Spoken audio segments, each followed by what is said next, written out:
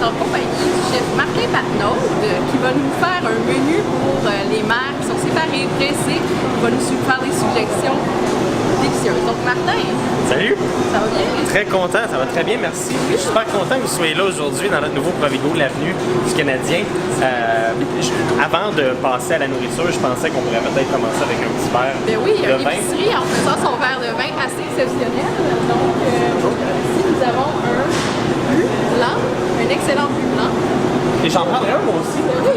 Il y a ça, certainement. On va faire un qu'on cheers. puisse s'inspirer un peu. Ben oui, c'est ça, tu sais, cuisiner, à quoi bon cuisiner si ce n'est pas avec un bon verre de vin blanc?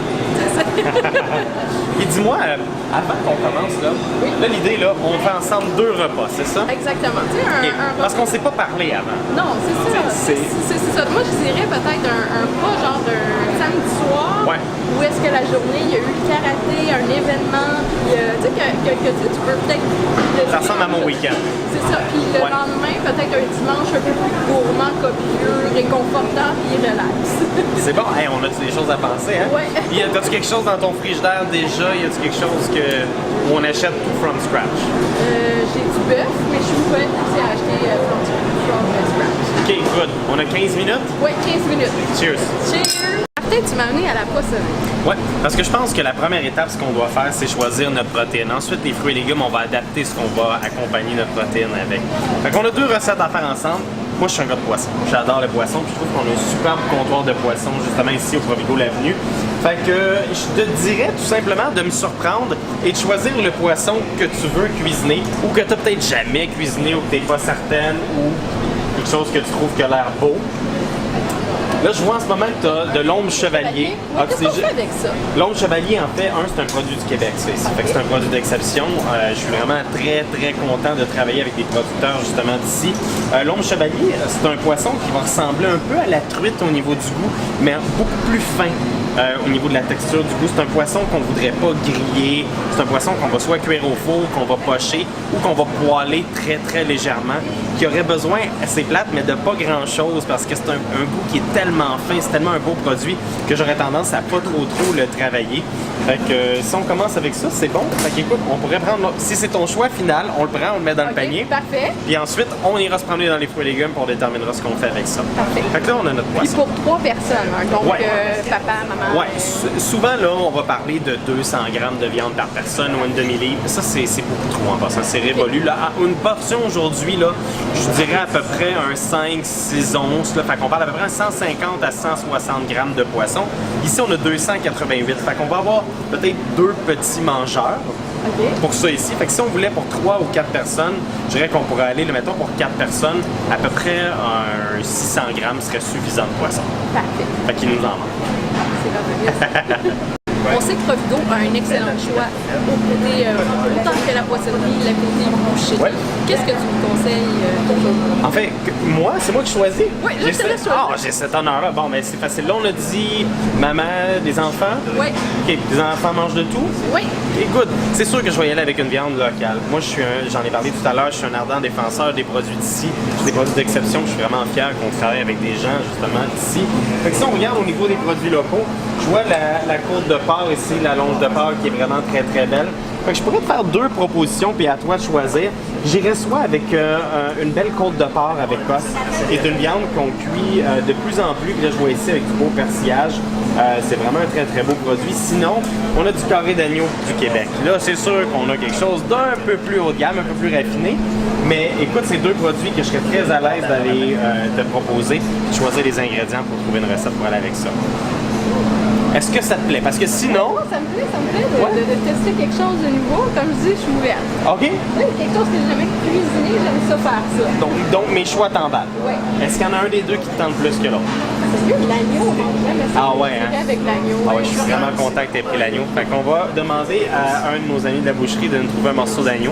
Puis après ça, on se rejoint pour trouver les accompagnements. C'est parfait.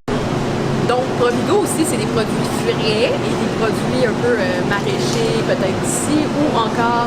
on travaille fort pour. Oui, puis ou encore des produits exceptionnels qui sont vraiment de qualité. C'est sûr que là, on a de l'ombre de chevalier, côte d'agneau.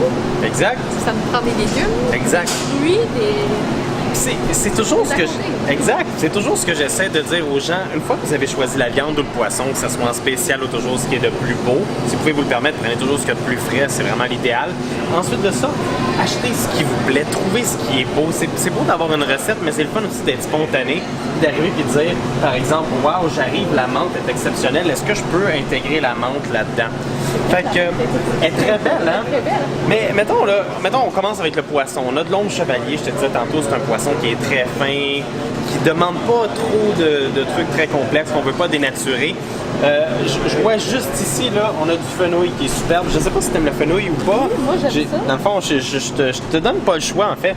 Tu regardes ça, regarde comment il est beau. Très, très vert. Le fenouil a un goût anisé, vraiment le fun. Ce que je te proposerais pour aller avec ton poisson, en fait, c'est... En blanc, petite parenthèse, très bon salade de fenouil avec un shooter de sambuca. OK. Ah ouais, hein? Mais la sambuca noire, oui. Ah ouais, noir? Ça sera une autre discussion. Ouais, ça sera une autre On se rajoutera ça à la fin. Fait que moi, ce que je te conseille de faire, c'est de prendre le fenouil puis de préparer une genre de salade très très fraîche de fenouil émincé avec des pommes vertes, du basilic puis une vinaigrette à la lime. Vraiment simple qu'on déposerait sur le poisson. Fait qu'on aurait le poisson chaud, ça, froid ou tiède à la température de la pièce. Ça serait vraiment très léger, très frais. Ils annonce super chaud dans les prochains jours. Je pense que ça peut être quelque chose qui est intéressant. Ça, j'aime ça. Fait que mettons le fenouil directement ici. On a dit que ça nous prend. J'ai trouvé la lime. Tu sais, la lime, là, on prend le temps de la choisir. Tu vois, celle-là, je l'ai vraiment sélectionnée. Elle est très belle, elle n'est pas trop ferme, elle est molle un peu. Ça veut dire qu'il va y avoir beaucoup de jus. On met ça là-dedans. En passant, jus de lime frais. Oui. Pas de chance, peut-être. Ça, on le savait. Ça, on le savait. Avec tout ça. J'ai une super Granny Smith ici. Je vais essayer d'en prendre une belle. Ça, ici, une belle grosse pomme Granny Smith.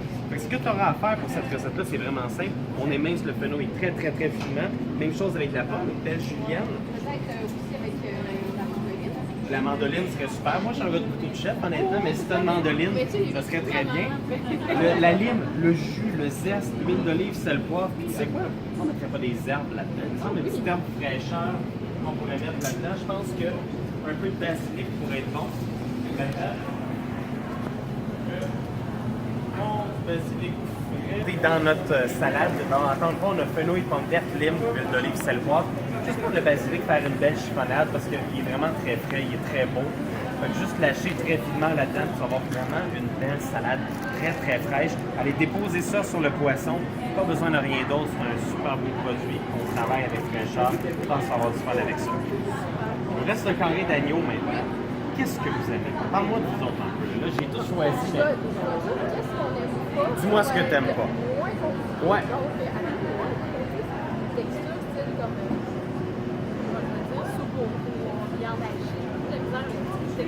Okay. Ça prend du craquant. Ouais, ça prend quelque chose de craquant. Ouais. Quelque chose de comme. OK. Pas de maillot. OK. Si la carotte, il faut que ça soit carré. Ah ouais? Mais pas pour moi, pour la petite de 3 ans. Ah ouais, hein? Ben, c'est bon, j'aime ça les défis. Fait que la première chose pour apprêter ton carré d'agneau, ce que je te suggère, là, c'est on va le saisir au poêlon, huile, sel, poivre, belle caramélisation, réchauffe ton four.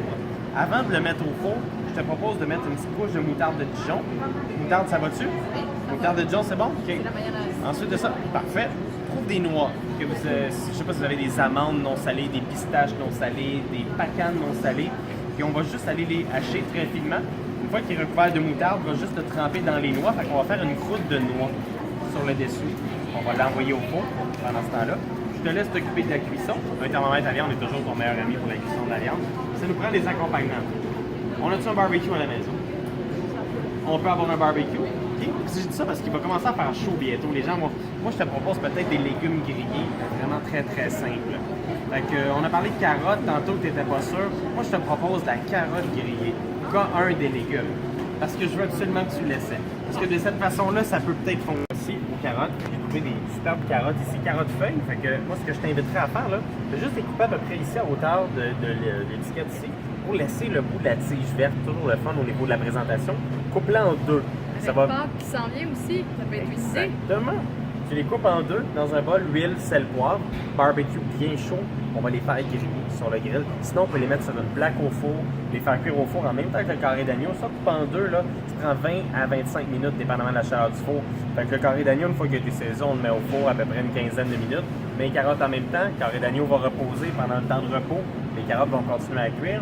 Fait que je te dirais carotte, mais ça nous prendrait un autre légume pour ajouter là-dedans. Ou peut-être une purée.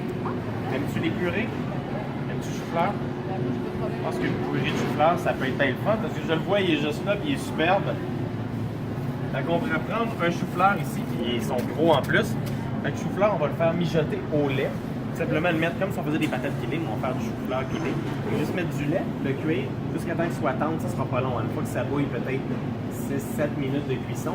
Ensuite, on va l'égoutter, les réduire en purée avec le pied mélangeur, avec un peu de sel, poivre et du beurre, et c'est tout.